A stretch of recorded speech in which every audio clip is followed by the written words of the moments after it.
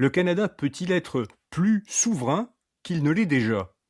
C'est ce que semble penser Mark Carney. Son gouvernement multiplie les déclarations et les annonces concernant la souveraineté du Canada. Alors c'est drôle de voir ce mot revenir sur le devant de l'actualité. Dans l'historique, le mot souveraineté était associé au mouvement indépendantiste québécois et à la situation du Québec par rapport au Canada, mais aujourd'hui c'est de souveraineté canadienne qu'il est question. On en parle avec Patrick White, professeur de journalisme à l'UQAM et ancien journaliste politique, dans cet éclairage politique du balado InfoBref. Patrick, parle-nous un peu de ces annonces que fait Mark Carney en ce moment sur la souveraineté canadienne.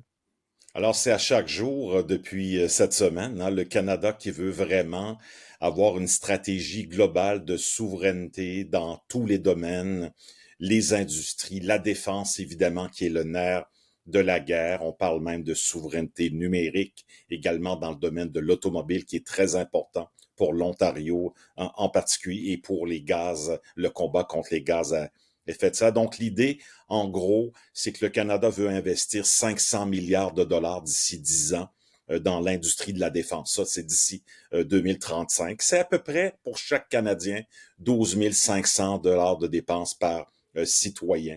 On parle d'achats locaux pour équiper les forces armées. En ce moment, on est super dépendant des États-Unis à 70%. Là, on veut que ce niveau-là soit à 30% de dépendance à l'égard de l'étranger. Donc, l'achat canadien dans le domaine militaire passerait de 30 à 70% d'ici 10 ans. Alors, on a identifié des secteurs de grande valeur reliés à tout ce qui est militaire, hein? L'intelligence artificielle, les drones, la technologie quantique, l'espace, évidemment, où le Canada veut jouer un plus grand rôle. Et on veut devenir un chef de file international dans le domaine de la défense. Donc, Mais essentiellement, évidemment, on parle en ce moment que les règles de l'OTAN pour le financement de l'armée par les pays membres de l'OTAN, c'est 2%. Et tout ça, évidemment, en raison de Donald Trump, ben on veut augmenter ça à 5% en 2035. C'est la nouvelle norme établie pour dans 10 ans comparé aujourd'hui. On veut augmenter de 50% nos exportations dans le domaine militaire. On veut augmenter les dépenses en recherche et développement dans le secteur militaire de 85%. On parle de bateaux, on parle évidemment de robotique, de munitions, de véhicules de combat. Donc, essentiellement, on pense également à un rôle extrêmement important pour la recherche dans les universités à travers le pays et on décline ça dans tous les domaines, le numérique également, où on parle évidemment d'une souveraineté technologique du Canada, plus d'hébergement à travers des serveurs canadiens, également peut-être les plateformes numériques étrangères. On y reviendra peut-être plus tard dans une autre chronique. bon, mais donc parce qu'il y a c'est cette, là tu l'as décliné, tu en as parlé sur le secteur de la défense, mais cette idée de souveraineté, le gouvernement Carney l'applique à plusieurs domaines en même temps. Oui, exactement. Comme cette semaine, on est allé en Allemagne parler d'une alliance avec l'Europe et peut-être même l'Asie pour la souveraineté technologique, donc plus de collaboration pour les écosystèmes numériques dans le domaine de l'IA, pour être de moins en moins dépendant des États-Unis, être davantage dans une alliance avec l'Union européenne et les pays de la région Indo-Pacifique. On pense beaucoup au Japon, à la Corée du Sud, à l'Australie évidemment, donc des pays amis du Canada et tout ça dans un contexte de désordre géopolitique mondial. Et la motivation principale de cet appel à la souveraineté, de cet effort, national important, qui est mis là-dessus, qu'est-ce que c'est? Donald Trump. Donald Trump qui, depuis un an, a forcé le Canada et les autres pays membres de l'OTAN de passer de 2 à 5% de son budget annuel dans le domaine de la défense, les menaces de Donald Trump, le dôme de protection de l'Amérique du Nord auquel le Canada veut toujours collaborer et on garde la main tendue envers les États-Unis. C'est pas une déclaration de guerre du tout, mais l'idée vraiment, c'est de répondre à Donald Trump et de diversifier nos sources de production davantage à l'intérieur du Canada, mais on n'aura pas le choix, évidemment, d'avoir des partenariats à l'étranger parce que la majorité de nos entreprises dans le domaine militaire sont vraiment des PME, à part évidemment les gros joueurs connus que sont les Bombardier, CAE ou encore Pratt Whitney à Longueuil. Alors cette volonté de devenir plus souverain, d'avoir plus de levier et d'être plus autonome en fait, par rapport aux États-Unis, ça exige beaucoup d'argent, beaucoup de ressources.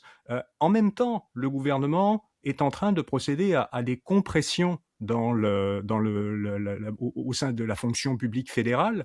Est-ce que c'est logique? Est-ce que les 2 peuvent fonctionner en même temps? Ben, c'est un énorme point d'interrogation et c'est le problème avec le plan, le livre blanc de M. Carney cette semaine. On garoche des chiffres partout. 125 000 emplois. Le magazine Politico aux États-Unis parle même d'un free for all. Alors, c'est un livre blanc. Ça va être très, très difficile pour le Canada de passer de la parole aux actes. Pourquoi?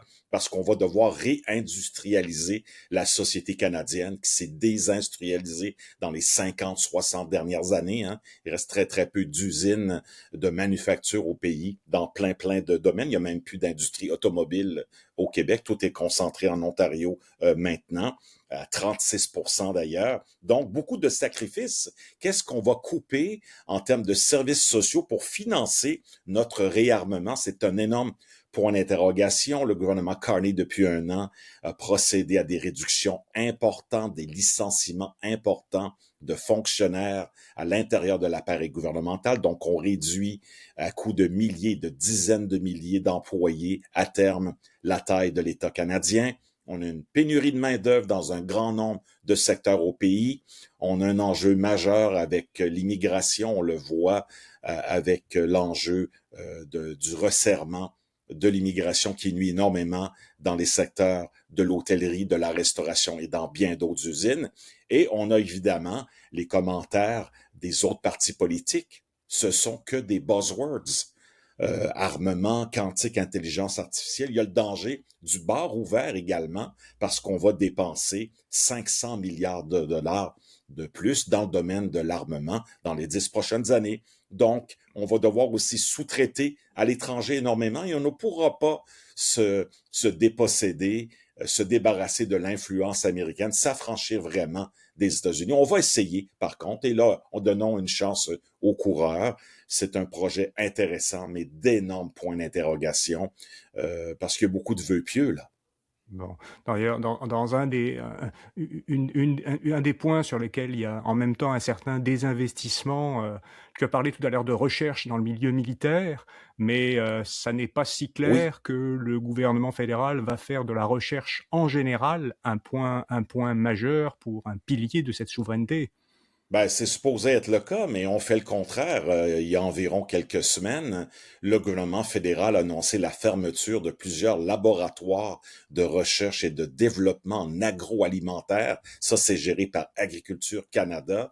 Je pense uniquement à celui de Québec, qui est situé voisin de l'Université Laval. Des dizaines d'emplois abolis sur le champ. Et pourtant, la recherche et le développement universitaire, la recherche et le développement dans le domaine agroalimentaire, parce qu'on doit viser également la souveraineté alimentaire du Canada par rapport aux États-Unis et au reste du monde. On voit que tout ça est inconséquent et donc ça pourrait nuire à la tentative du Canada de vouloir s'affranchir davantage des États-Unis. Ces compressions budgétaires-là semblent aveugles à certains égards et dans le cas de la recherche et du développement dans le secteur agricole, ben on paye déjà le prix. Là, on est chanceux à Québec parce que l'Université Laval a décidé de combler le vide en récupérant le Centre de recherche d'Agriculture Canada, mais dans le reste du pays, c'est pas ce qui s'est passé. Et pour moi, c'est vraiment extrêmement dramatique. Tu as parlé il y a quelques minutes de la réaction des partis d'opposition. Or, pour l'instant, les libéraux sont toujours minoritaires à la Chambre des communes. Il leur manque quelques sièges, 4 sièges en ce moment, sauf erreur. Euh, il va avoir besoin, le gouvernement Carney, j'imagine, d'aller chercher le soutien de certains des députés d'opposition pour être capable de faire passer beaucoup de ces projets qui exigent des investissements très conséquents. Oui, alors mercredi matin, il y a eu un coup de théâtre. Là. Il y a un député conservateur qui s'est joint à l'équipe libérale de Mark Carney. Donc, ça s'est rétréci un peu. Mais oui, Tu as raison, Mark Carney n'est pas majoritaire au Parlement, donc il doit faire des alliances avec le Bloc québécois ou le NPD ou les conservateurs ou le Parti vert fédéral. Et ça, évidemment, c'est compliqué. Et après ça, ben, c'est l'approbation de la Chambre des communes et du Sénat canadien qui est indépendant également. Donc, on voit que on est loin de la coupe aux lèvres. Tout ça va être codifié dans des projets de loi. Et effectivement, c'est toujours un point d'interrogation pour une porte de sortie pour M. Carney, déclencher des élections fédérales d'ici la fin du mois de juin. Moi, j'y crois pas vraiment, mais ça pourrait se matérialiser si on n'est pas capable d'aller de l'avant en adoptant rapidement ces projets de loi-là, qui sont importants, selon le gouvernement, pour la survie du pays comme entité également. On ne veut pas devenir le 51e État des États-Unis, ça c'est très très clair, et ça fait partie de l'ADN de ce livre blanc présenté cette semaine et qui fait jaser beaucoup à travers le monde et surtout, évidemment, ici au pays et un peu aux États-Unis. Merci Patrick, on te retrouve pour un prochain éclairage politique mercredi prochain, 25 février, au plus tard à 16 heures en fin de journée. Si vous découvrez InfoBref à l'occasion de cette capsule audio ou vidéo, sachez que notre produit principal, c'est une infolettre quotidienne, InfoBref Matin, qui résume chaque jour l'essentiel des nouvelles en seulement 5 minutes. Elle est gratuite. Vous pouvez vous inscrire dans un lien dans les descriptions de cet épisode. Vous trouverez aussi un lien vers l'infolettre de Patrick White qui couvre les médias et qui donne tous les matins un tour d'horizon très complète de l'actualité des médias. Merci beaucoup, à très bientôt.